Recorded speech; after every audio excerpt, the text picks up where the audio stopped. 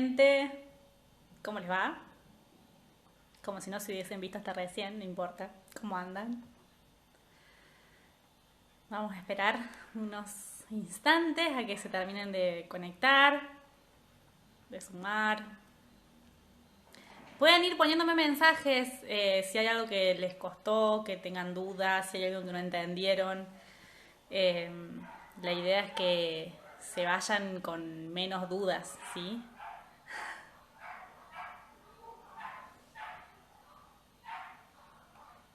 Voy a ir abriendo yo mis otras unidades. Bien.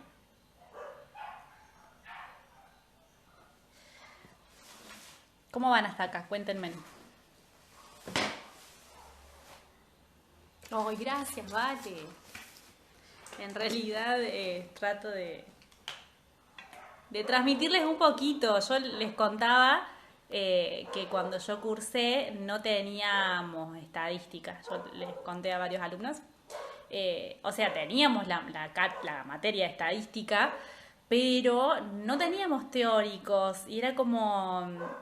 O capaz que sí, yo no sabía que estaba, no sé. La cuestión es que estadística nunca estuvo en mi vida, digamos, cuando yo cursé las primeras unidades. Así que los primeros años. Así que nada, era como que no teníamos prácticos, eso sí estoy segura que no teníamos prácticos, pero sí estaban los profes disponibles para horarios de consulta. Así que yo ni conocía la cara de los profesores, nada.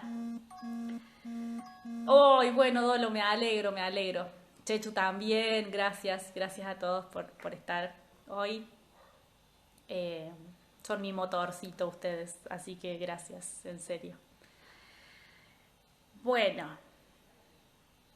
vamos entonces, el último tironcito, las últimas unidades. Por ahí hablo muy rápido y me trabo, así que ténganme paciencia. Pero trato de darles mucha información para que les vaya re bien. Sí. Bueno, acá lo que tenemos que saber a partir de estas unidades es la cuestión de los estimadores, ¿sí? La distribución en el muestreo. Vamos a trabajar con qué es un estimador, qué es un parámetro. Acá vamos a ver prueba de hipótesis, vamos a ver los intervalos de confianza y todo ese tipo de cosas. Entonces, para arrancar con esto, lo primero que tenemos que saber es primero qué es un estimador y qué es un parámetro. Los estimadores son aquellos valores que nosotros observamos de la muestra. Los estimadores siempre van a hacer referencia a la muestra. En nuestro caso vamos a trabajar con la media y con la proporción. En el caso de los parámetros trabajamos con medidas inobservables, por eso se llaman medidas poblacionales paramétricas, ¿sí? Nosotros no conocemos, vamos a hacer hipótesis acerca de esos valores de los parámetros porque son medidas inobservables, son medidas que nosotros no podemos conocer porque no, porque las poblaciones son enormes, entonces a partir de una muestra podemos inferir justamente los valores de los parámetros, o sea, los valores de la población. Características que tienen los estimadores son insesgados, tienen consistencia y tienen eficiencia. Estaría buenísimo que se puedan estudiar esas tres características que tienen los estimadores: insesgabilidad, consistencia y eficiencia. Los estimadores puntuales que vamos a trabajar son la media y la proporción muestral. Recuerden que cuando hablamos de estimadores siempre hacemos referencia a nuestra muestra, ¿sí?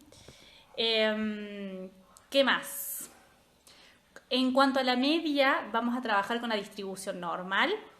Mientras que sean menos de 30 casos, más de 30 casos, cuando son menos de 30 casos trabajamos con el t-student. Cuando hablamos de los intervalos de confianza, tenemos que saber que los intervalos de confianza son aquella probabilidad o confianza que yo tengo de encontrar el valor de la población dentro de valores determinados, ¿sí? Que van a estar cerquitas a mi valor del estimador, a mi valor de la muestra. Entonces, con respecto a la media y a la proporción, vamos a tener que tener en cuenta que vamos a hacer determinados intervalos de confianza. Estos intervalos de confianza, entonces, van a ser los que me van a dar la pauta de tener una probabilidad de encontrar ahí el valor de la población que yo no conozco, ¿sí? Entonces, nuestros intervalos de confianza van a estar formados por nuestro estimador más menos el error de estimación. Decimos más menos que en los de la cátedra A tuvieron problemas con el examen, porque ese más menos en Chrome les aparecía como un PM. Hace referencia a eso, ¿sí? A los límites del intervalo. El estimador más menos, los límites del intervalo. El error de estimación es lo que me va a dar el límite del intervalo. Si yo le sumo al estimador el error, me va a dar el límite superior. Si yo se lo resto, me va a dar el límite inferior. Por ejemplo, si yo tengo un estimador de 10 y un error de 2, voy a tener los límites del intervalo entre 8 y 12. Le sumé a 10, 2, le resté a 10, 2. Y esos van a ser mis límites del intervalo. Pongámosle que para un 95%, entonces yo puedo decir que tengo una probabilidad del 95% de encontrar en mi valor poblacional entre el intervalo 8-12. ¿Sí? Esa sería como una lectura rápida de mi intervalo de confianza. El intervalo de confianza puede ser del 95%, del 90% o del 99%. Y este intervalo de confianza va a estar determinado también por el porcentaje que queda por fuera, el 5%, el 1% o el 10% en el caso del 90% de confianza. Tiene un valor de un puntaje Z, que ese puntaje Z nos sirve para ver el error de estimación. Para un 95% es más o menos 1,96, para un 99% de confianza es más o menos 2,57 y para un 90% es más o menos 1,64. Sépanselo, esos son como los puntos críticos, los cuales nos permiten saber si está dentro del intervalo de confianza o no, que después lo vamos a ver también con prueba de hipótesis, es más o menos lo mismo. Cosas que tienen que saber sí o sí. A medida que aumenta la confianza, aumenta el error de estimación, aumenta los límites del intervalo, ¿sí? O sea, aumenta la amplitud. Si yo paso de una confianza de 90% a 95%, ¿qué pasó? Yo aumenté la amplitud. Cuando aumento la amplitud, o sea, aumento la distancia que hay entre mi estimador y alguno de los límites del intervalo, lo que estoy haciendo es aumentar la amplitud. Por lo tanto, aumenta el error de estimación y disminuye la precisión que yo tengo en la predicción, ¿sí? Disminuye la precisión en la medición. Cuando yo aumento la cantidad de casos que tengo en la muestra, lo que hace es aumentar la precisión, ¿sí? Entonces, lo que pasa al aumentar la muestra, aumenta la precisión y disminuye el error en la medición, disminuye el error de estimación en la medición. Tengan en cuenta eso, es re importante. Aumenta la confianza, aumenta el intervalo, aumenta el error, disminuye la precisión en la medición. Si aumento la cantidad de casos en mi muestra, va a disminuir el error y aumentar la precisión. Bueno, dentro de la estimación para la proporción, lo que tienen que saber es que los de la cátedra A, sobre todo, hay 3 tipos de procedimientos: el intervalo de Wald, el de Kluper-Pearson, no sé si se pronuncia así, pero bueno, Kluper-Pearson, y el de Wilson. Son los 3 tipos de procedimientos que se puede utilizar para calcular los intervalos de confianza para la proporción. Bueno, eso es lo que tienen que saber con respecto a los intervalos de confianza. Es un intervalo donde yo voy a estimar mi valor, donde yo espero que se encuentre mi valor de mi parámetro, ¿sí? Es la probabilidad que tengo de poder encontrar mi valor de la población de acuerdo a los valores que ya tengo dados por mi estimador. El estimador siempre hace referencia a la muestra. Teniendo en cuenta eso, nos vamos a prueba de hipótesis. En prueba de hipótesis nosotros vamos a tener 2 hipótesis, una hipótesis nula y una hipótesis alternativa. Tienen que saber bien la diferencia entre las 2 hipótesis. La hipótesis nula es aquella hipótesis que nos va a marcar nuestra investigación. Es una hipótesis que plantea en términos de igualdad, o sea que no va a haber diferencias entre lo que puede ocurrir o no puede ocurrir.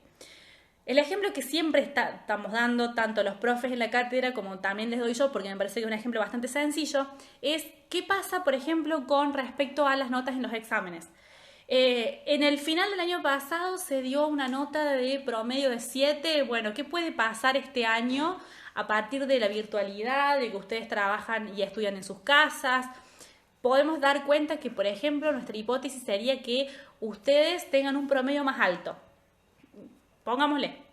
Nuestra hipótesis nula nos va a plantear de que no va a haber diferencias entre el promedio del año pasado con el promedio de este año. Siempre la hipótesis nula plantea se plantea en términos de una igualdad, de una no diferencia. En cambio, nuestra hipótesis alternativa va a establecer de que sí hay cambios. Pueden ser positivos o pueden ser negativos y ahí va a depender si es unilateral a la derecha, si es unilateral a la izquierda o si es bilateral, en el caso de no saber si esos cambios van por un lado o para el otro. Entonces, lo primero que tienen que saber es esas diferencias entre la hipótesis nula y la hipótesis alternativa. ¿Cómo sabemos si se acepta o se rechaza la hipótesis nula? De acuerdo a la zona de aceptación y zona de rechazo. Y esa zona de aceptación va a estar dada por los intervalos de confianza, ¿sí? Entonces, mi zona de aceptación va a tener que ver con una confianza, por ejemplo, del 95%. Entonces, yo voy a tomar mis límites del intervalo entre menos 1,96 y más 1,96. Si encuentro mi estimador entre medio de ahí a mi muestra, yo puedo decir que tengo un 95% de confianza de aceptar la hipótesis nula, o sea, se acepta la hipótesis nula y se rechaza la alternativa. Si lo encuentro por fuera de ese 95% de confianza, o sea, por ese 5% que queda por fuera, que es mi probabilidad de que pase, rechazaría mi hipótesis nula, ¿sí? La hipótesis nula entonces va a estar basada en la media muestral, y lo que nosotros queremos encontrar es qué pasa con la media poblacional, que la vamos a desconocer. Entonces, en mi hipótesis nula voy a plantear que mi media de la muestra y mi media poblacional son las mismas, no hay diferencias, no hay diferencia en lo que pasó el año pasado con lo que va a pasar este año. En cambio, la hipótesis alternativa me va a plantear que sí hay diferencias y que sí va a haber cambios con respecto a las notas de este año con las notas del año pasado. ¿Me siguen hasta acá?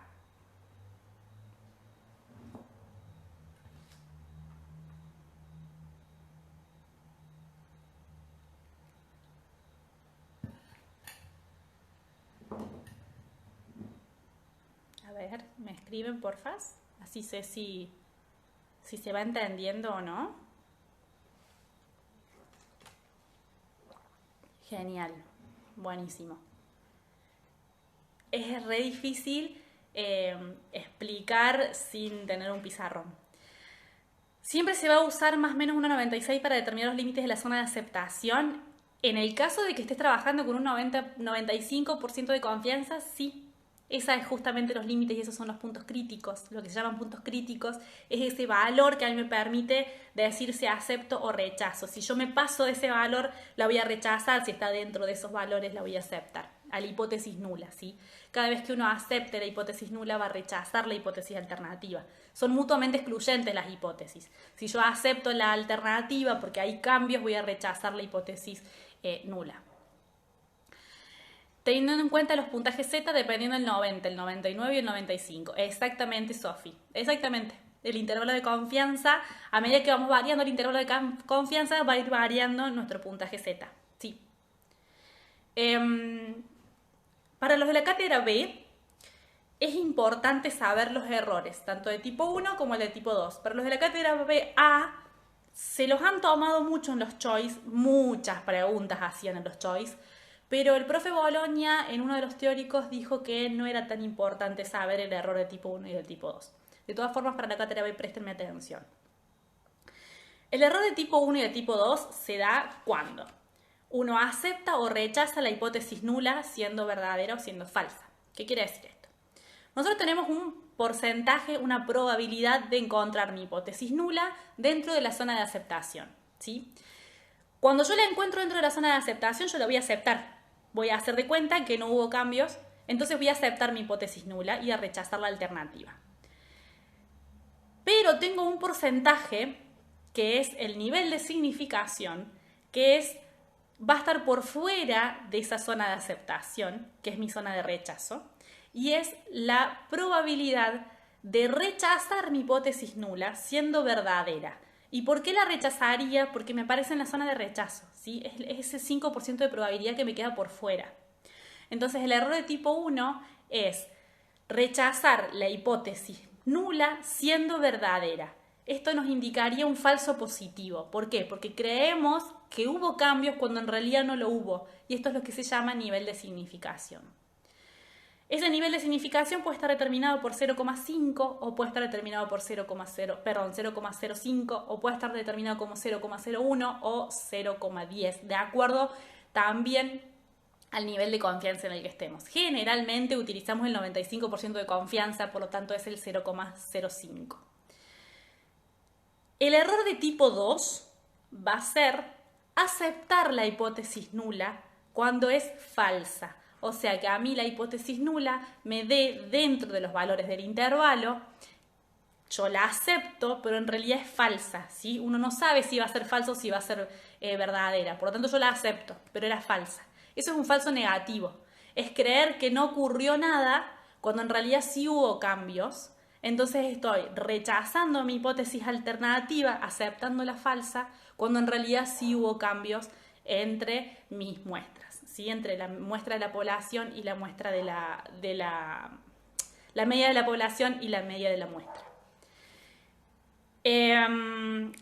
Esto nos da pie, cuando hablamos del nivel de significación, de hablar del famoso valor P. El valor P me hizo renegar un montonazo porque es un valor que me costó mucho poder entenderlo, pero es bastante sencillo cuando uno lo entiende. El valor P es tan fácil como pensar que si el valor P que les aparece es mayor a 0,05, se acepta la hipótesis nula. ¿Qué quiere decir? Que rechazo la hipótesis alternativa. Si el valor P me da menos 0,05, voy a rechazar mi hipótesis nula y aceptar mi hipótesis alternativa, ¿sí? Ese valor P es el valor de la probabilidad que a mí me permite saber si yo acepto o rechazo mi hipótesis nula. Bueno, hasta acá sería todo. Quiero saber si le quedaron dudas. Horrendo el valor P. Sí, me estaba acordando de vos justamente en este momento. Quiero saber si les quedaron dudas, qué consultas tienen y que charlemos un ratito antes de terminar con esto.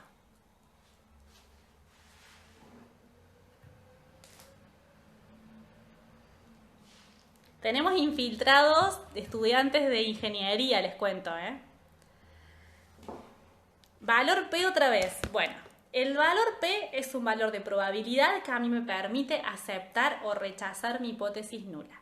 Cuando mi valor P me da mayor al nivel de significación, el nivel de significación va a estar dado exactamente, ¿vale? El nivel de significación va a estar dado de acuerdo al intervalo de confianza. Si yo estoy en un 95% de confianza, mi valor P va a estar determinado como un 0,05. Si es mayor al 0,05, acepto la hipótesis nula. Si es menor, rechazo la hipótesis nula. Uy, bueno, Sofi, a repasar entonces. Tenés todo el día de mañana para repasar y espero que hayas podido anotar bien todo lo que estuvimos viendo, cosa de saber qué es lo que tenés que hacer foco para el jueves. Mica, sí, esto es unidad 11, exactamente. Amplitud y efecto. No sé bien a qué hace referencia amplitud y efecto, Sol. Creo que es algo que no estuvimos trabajando este año. Cele, no, falta en la unidad de prueba de hipótesis. Yo no la subí todavía, pero porque todavía no la pude armar. Así que sí va a estar faltando esa unidad.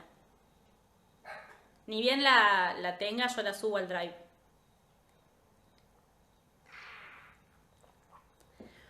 Me parece que el tamaño del efecto hace referencia al coeficiente de determinación. Pero no estoy segura, la verdad.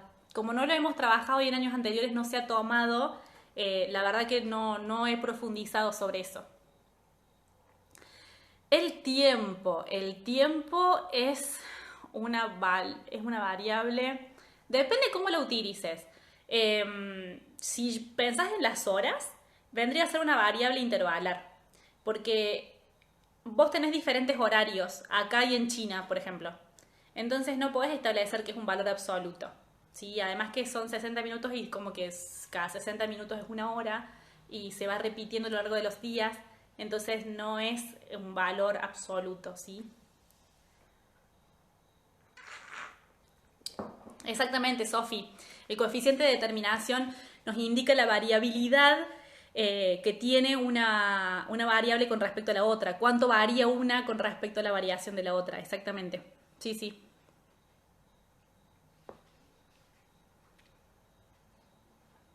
¿Alguna otra consulta que quieran hacer?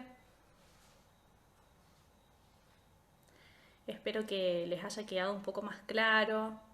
Que me cuenten después cómo les fue en el examen, qué les tomaron, qué les preguntaron. Y también, si tienen dudas, me pueden seguir preguntando. Yo no tengo ningún problema. Me pueden seguir preguntando por privado si quieren mañana. Si mañana cuando estén agarrando el libro les quedan dudas todavía, yo no tengo drama que me escriban. Y sí les quería contar que hay un grupo de Telegram. Yo estoy en algunos grupos de WhatsApp. Mi intención es salirme de los grupos de WhatsApp por una cuestión de que estoy en tanta cantidad de grupos que a veces no puedo prestarles atención. Entonces prefiero unificar los grupos de WhatsApp en Telegram, que les da la posibilidad de sumarse a toda la cantidad de personas que quieran. Entonces yo prefiero saber que cuando ingreso a Telegram, ingreso directamente a responderles consultas, ¿sí? Así que el que quiera sumarse al grupo de Telegram me avisan y yo les paso el link. No tengo ningún problema por eso. Gráficos de distribución normal. A ver, proporcional no es. El tiempo no es proporcional en el sentido de que justamente, a ver, si hablamos del paso del tiempo, ahí sí. Pero es por eso, como te decía, depende de qué variable. Si vos decís tiempo como abstracto, uno tiene que centrarse en qué la está tomando, cuáles serían tus categorías de variable. Si vos hablas del tiempo en relación, por ejemplo, al tiempo que dura una planta, sí, es proporcional. ¿Sí? Porque la planta va a tener un día de que tiene un comienzo y va a tener una progresión en el tiempo. Entonces ahí sí es proporcional. Yo puedo cuantificar la cantidad de horas de vida que tiene una planta, por ejemplo. Pero si hablas de las horas del día, no es proporcional. Es como que eso es como bastante complejo. Los gráficos de distribución normal, si es simétrico o asimétrica, esa es la pregunta, Juli. Estimación de la proporción, sí, es lo que les había contado. La estimación de la proporción lo hace directamente Infostat a través de 3 procedimientos: el intervalo de Wall, de Cloper-Pearson y el de Wilson. Directamente lo da Infostat, ustedes no tienen que calcular nada.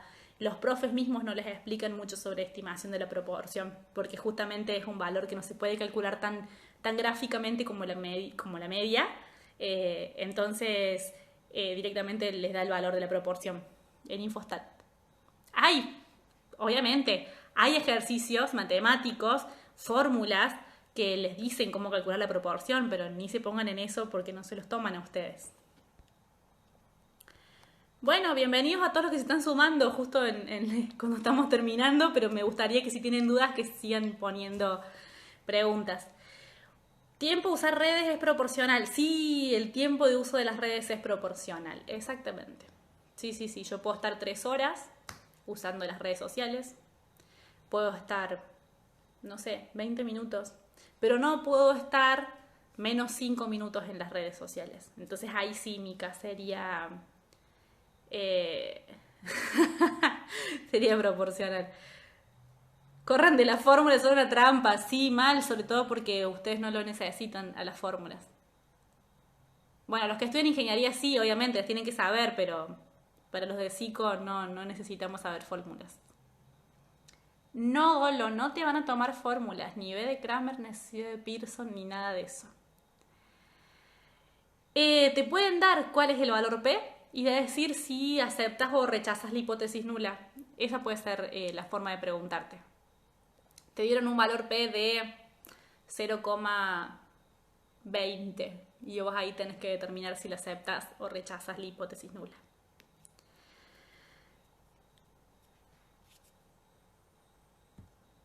Últimas minutitos de preguntas.